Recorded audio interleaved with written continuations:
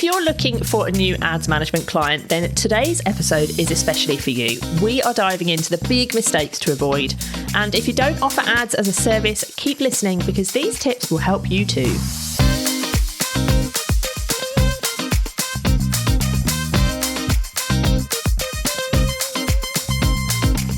Welcome to JFDI with the two Lauras. This is the podcast for freelance marketers where we help you create a profitable business. And in today's show, we are sharing 5 big mistakes to avoid when you're looking for ads management clients.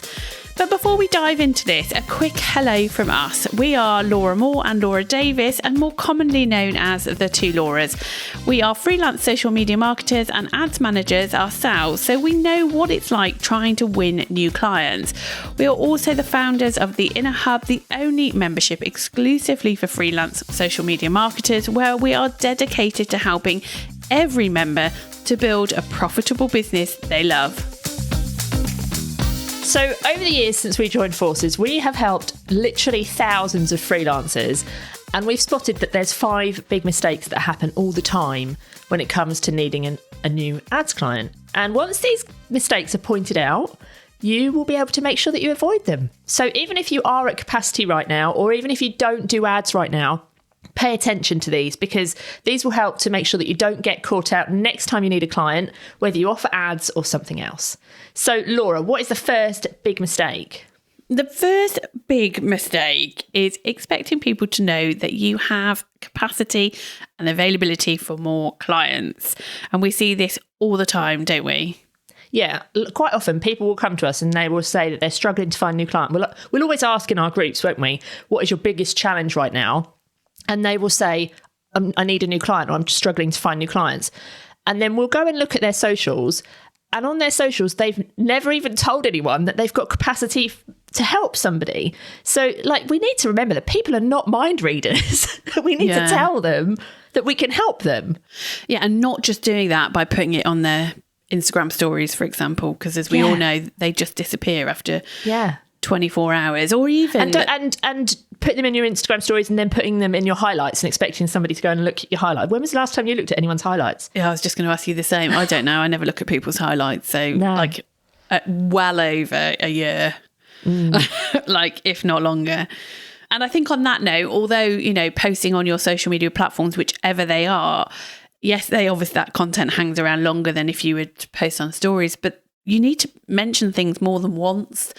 People don't see that one post. Not everyone who follows you or you want to kind of attract into your world will see that one post. And even if they did, they're not necessarily going to take action off one post. We need to kind of rinse and repeat. We need to say it in different ways. We need to tackle kind of different pain points. We need to address all the different opportunities that it comes for people working with you. And I think people just forget to do that. And then they go into a state of panic, if they suddenly are without a client and need to find a new client.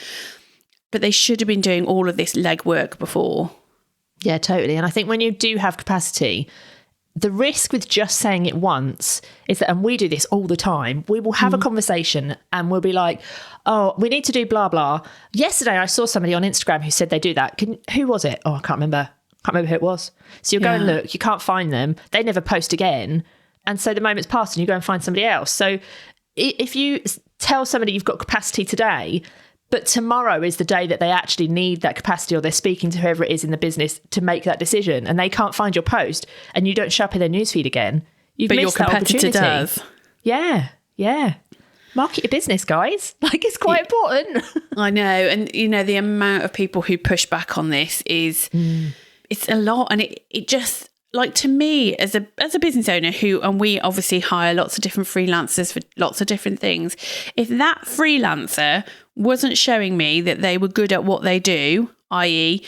a good email marketer sending me good emails, or a good copywriter writing good copy, or a good social media marketer doing social media, and a good ads manager, I kind of want to be seen as well. I want to be seeing your ads. And I know this is kind of, I don't know, it shouldn't be controversial, but again, I know people push back on this, but if you're an ads manager, you have that amazing ability and skill to be able to use ads to attract people into your world.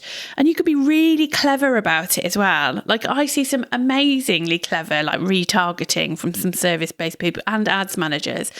You guys can be doing that too. And, you know, I'm not saying you should be spending hundreds of thousands of pounds, obviously not. But there's nothing wrong with trying to run some low cost ads for your business, because I would kind of want to see that. I'd want to see that you knew what you were doing. And it kind of tells a client something. If you're not willing to, I don't want to say gamble, but that's the only word that I can think of. But if you're not willing to gamble your own money on ads, why should they trust you to gamble theirs? Yeah. You know, it's like you need to put your money where your mouth is sometimes. And back to that point that you made about, you know, if we only post about our capacity or that we've got availability on our socials once and then they come back the day later and can't find you. The good thing about ads is that you can find them. You're not relying on people to come and find you.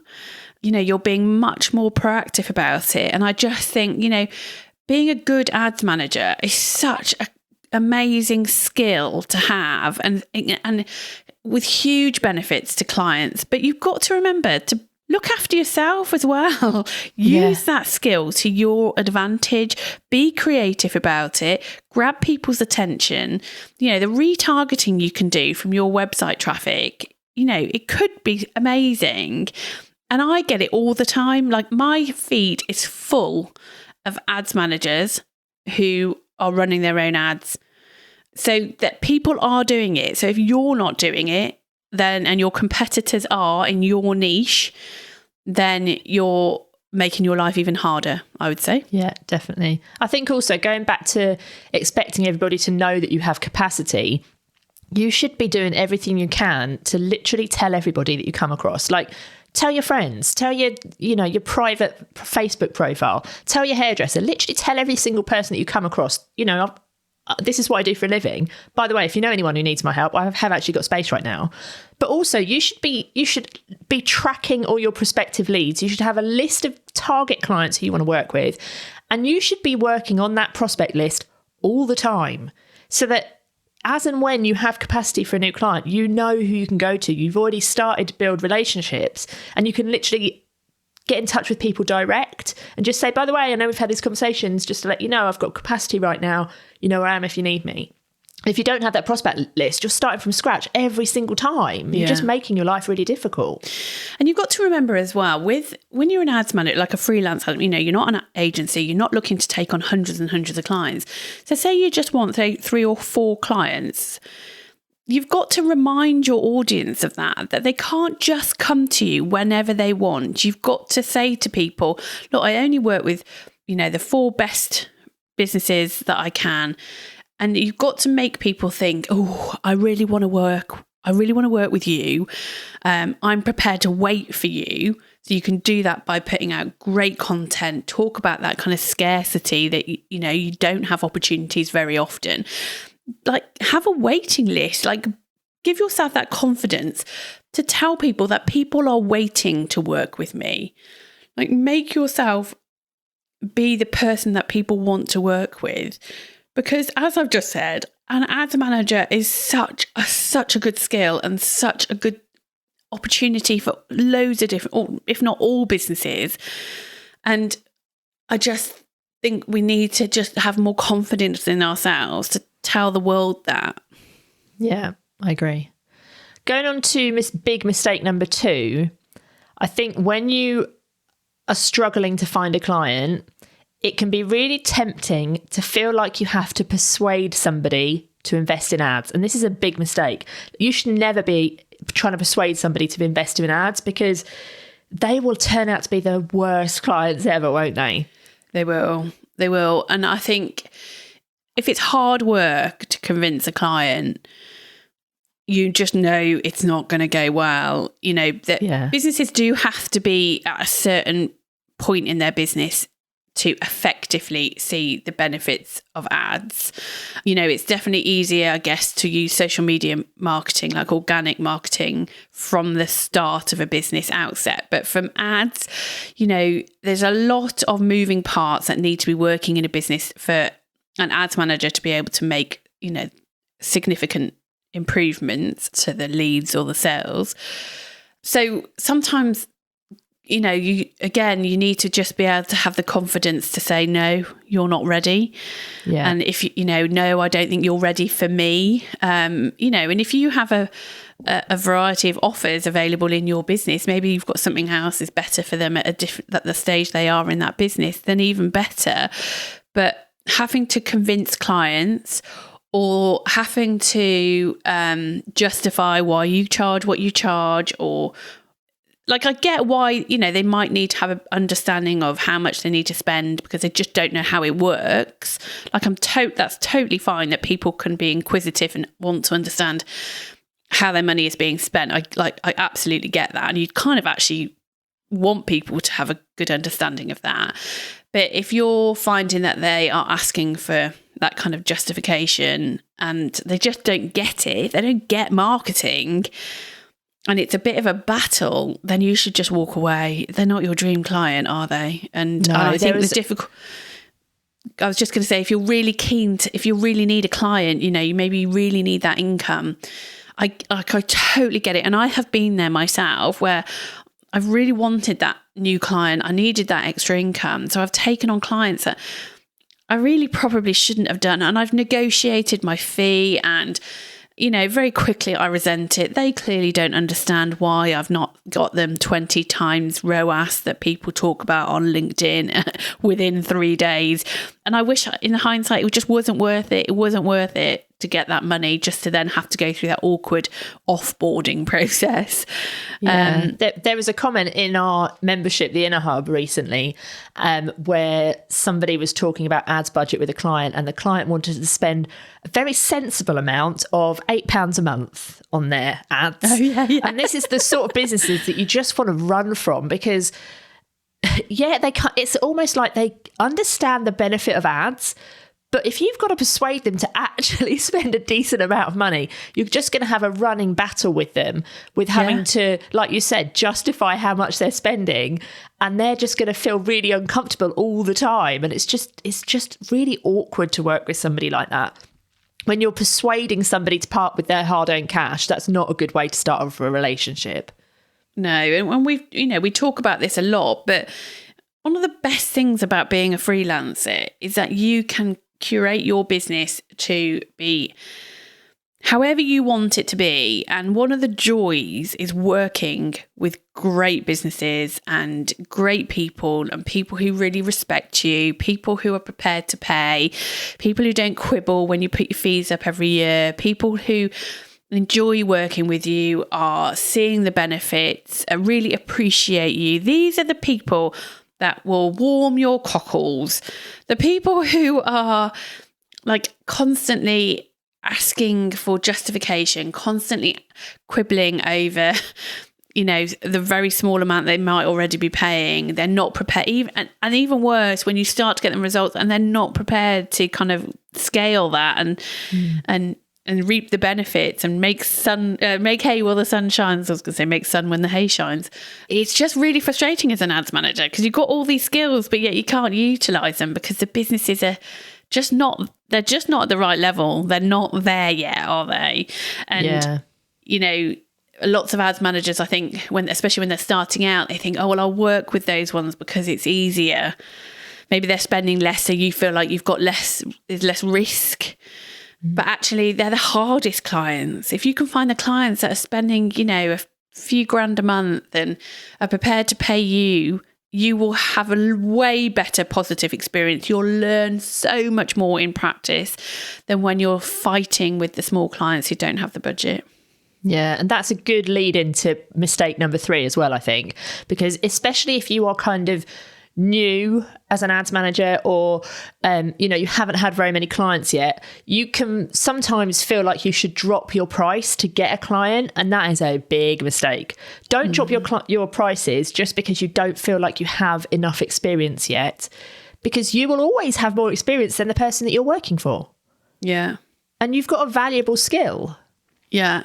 I think we take it for granted, don't we, sometimes? And this is probably any skill, isn't it? You learn it, you kind of embrace it, you offer it, and then you forget how much more you know than someone who hasn't done all that training and all that investing in your kind of learning. And because we then see it as just day-to-day stuff that we know, and we forget that actually when I speak to people and I'll talk to them about, like, you know, for example, like Meta retargeting ads, they're like, oh my God, how do they do that? And I talk to them about the pixel, and it just absolutely blows their tiny minds. And it's a good reminder that what we do know is a lot. And, you know, yes, you might not have hundreds of clients under your belt, but you do know enough to charge your worth. And it's a slippery slope if you start kind of pulling your fees down because you feel like you're not experienced, or,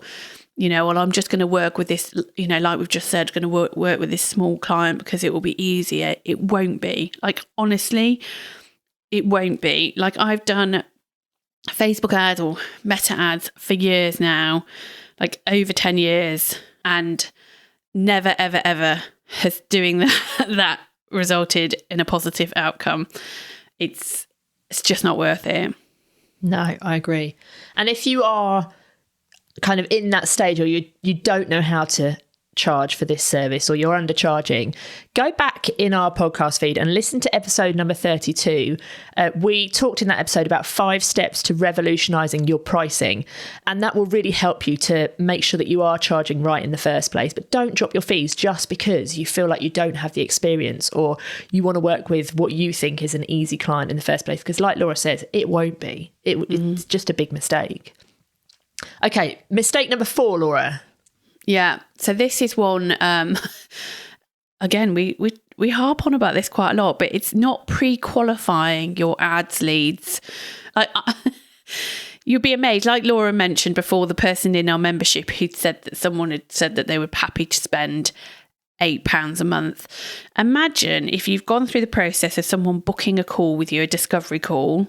You get on that discovery call, you chat with them, you find out about their business, you get down to the nuts and bolts of it, and you say, right, how much are you thinking of spending a month? And they go, oh, you know, probably about £8 a month. And you've then got to get out of that phone call because that is just going to be awkward. And it's just that whole process, what a waste of your time. Yeah. Or you get on a discovery call and you realise that, you know, you're, say, positioning yourself as an ads manager who wants to work with e-commerce businesses, and you get on a discovery call and you find out that person wants lead generation for an aesthetics business. Again, you kind of waste time. And one of the things we hear all the time from freelancers is they struggle with time. They don't have the time to do things. They don't have the time for this. They don't have the time for that. And I get it. Like, we're all busy people. So pre-qualify will help you with that time. You're not going to waste then discovery calls with people who are not ready for you or are not who you want to work with. And if you don't end up working with who you want to work with, you're just going to resent it. So by pre-qualifying, and you can do that in a couple of ways, which we'll come on to. But by pre-qualifying, you are sifting out the people who aren't ready. So, for example, on my pre-qualifying form on my website, I will tell people right at the outset, this is what my fees are. And I will only work with the people who can spend X amount on their Facebook ads each month. So someone can see that and go, okay, this isn't right for me. And then they go, and that's fine. Or they fill out the form and still think, oh, maybe they will because I think my business is the best business ever. And they fill out the form, and then I'll go back to them. And back in the day, before this business was around, I'd have gone back to them and said, okay, I'm really sorry, I'm not going to be able to work with you, but I can offer you a slot on my next masterclass on Facebook ads, or I can offer you a nurture package where I'll help you to do it for yourself. But if I didn't have that pre-qualifying form, I'd have ended up on loads of calls with the wrong type of people. Obviously now I just send everybody to the directory on the hope that everybody on our directory, the Meet the Social Pro directory, have got their pre-qualifying forms set up. But we can also pre-qualify on our marketing, can't we, Laura? Yeah, definitely. I think all your marketing should be speaking to the right people so that when somebody comes over to your pre-qualifying form or your website, it's not a shock to them that they have to be spending X amount, or that you only work with this type of business. They should already know that from your marketing. And, you know, your marketers, we don't need to tell you how to market your business, but you just do need to make sure that you know who it is you want to work with, so that you can create that content that pre-qualifies people. So if it is that you do only want to work with e-com businesses that use Shopify, for example, your content should be very clear. You should talk about Shopify. You should talk about e-com businesses. All of your testimonials and reviews should be around those things. Whereas if you keep it really generic, people just don't get it, do they? No. If I was looking for someone to help us with our Facebook ads, and I was scrolling, say, for example, on LinkedIn, and I saw some posts, and obviously, as we all know, it's going to be the image that will grab someone's attention. And I've got two images in front of me. One which says, I help membership businesses with their Facebook ads, or I help businesses with their Facebook ads. Of course, I'm going to, like, even subconsciously, I will be drawn to the person who has called out my business. And of course, that will be the route that I will then go down. I won't stop scrolling for the person who will help everybody. I don't want someone who knows how to help every business in the world.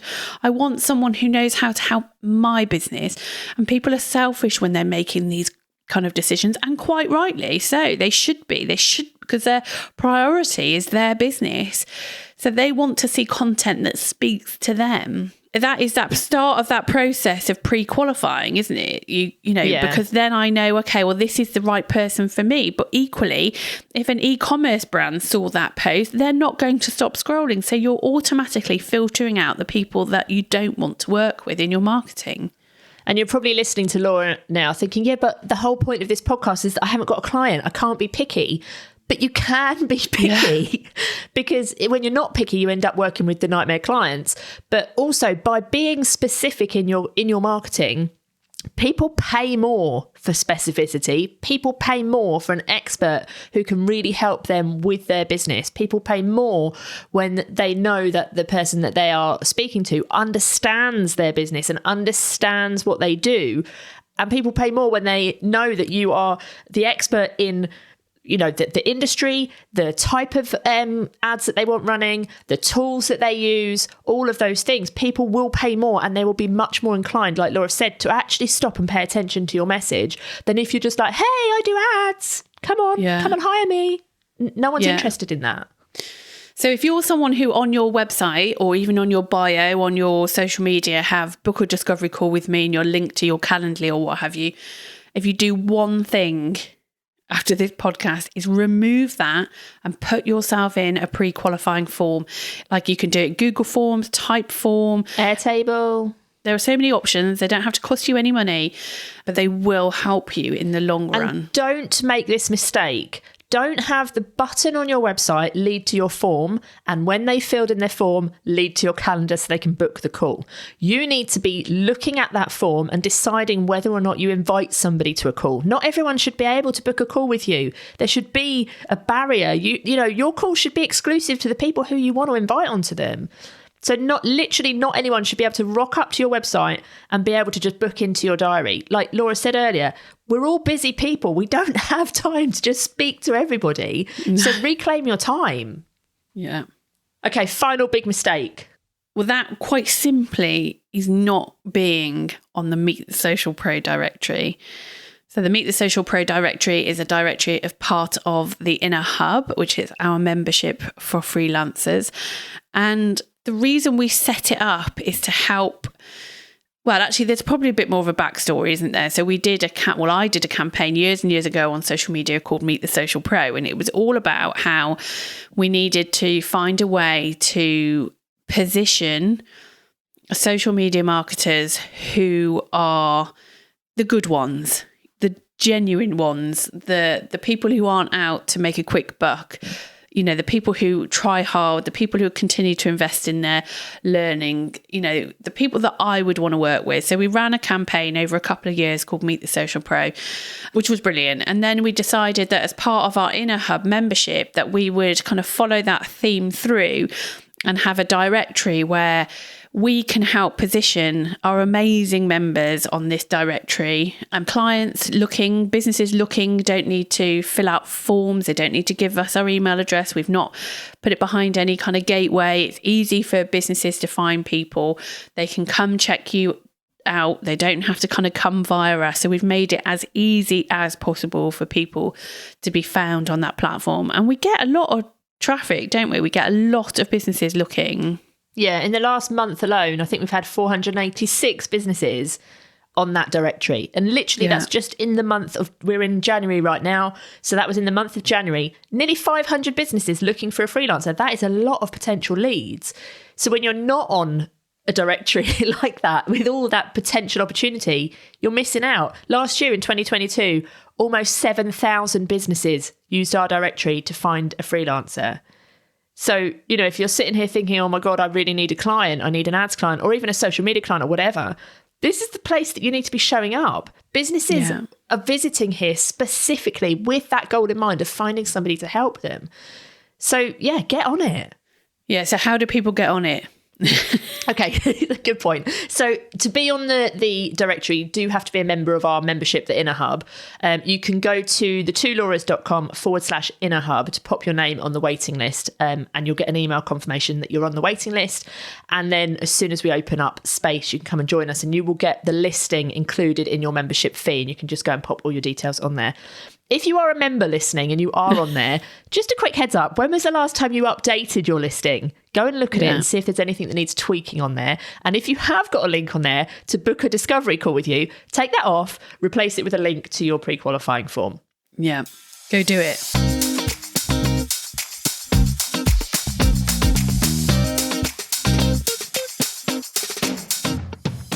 So should we recap then those 5 big mistakes? You can make sure that you avoid those. The first one was make sure you tell people that you've got capacity, because if you don't, people are not mind readers. So then we talked about how you shouldn't be wasting time with people who need persuading to work with you. You should only be working with people who are really keen and ready to work with you. Yeah, we talked about how you shouldn't waste time persuading somebody that they need to use ads. When you do that, they just end up being a nightmare client. Yep, you don't want to drop your fees either. Even if you think, oh, well, I'm new, I'm just starting out, or I don't have the experience, don't drop your fees. She said it, don't drop your fees. We also talked about the importance of pre-qualifying. And if you are somebody who does have a book a call button on your website, go away from this podcast and go and change it so that people go and land on your pre-qualifying form instead. And then we wrapped up by talking about why you should be on our directory, the Meet the Social Pro directory. If you haven't visited our directory, by the way, go check it out. It's meetthesocialpro.com. And if you want to join that directory, make sure that you're on the waiting list for our membership, which is at the2lauras.com/Inner Hub.